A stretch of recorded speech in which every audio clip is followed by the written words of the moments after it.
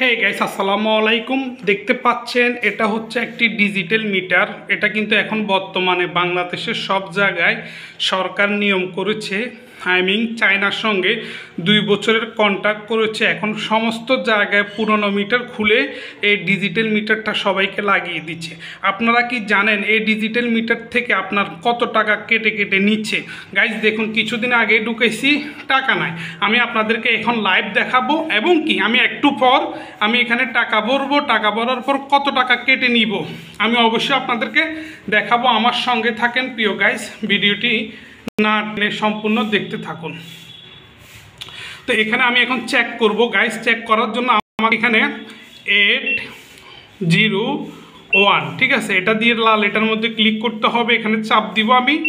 এখানে চাপ দেওয়ার পর দেখতে পাচ্ছেন 002, এখানে টাকা শেষ, ঠিক আছে, টাকা শেষ। সেজন্য এখন কারেন্ট চলতেছে না। তো কারেন্ট চলার জন্য এখন আমাকে আবার টাকা ভরতে হবে। আমি 1000 টাকা এখানে ভরবো।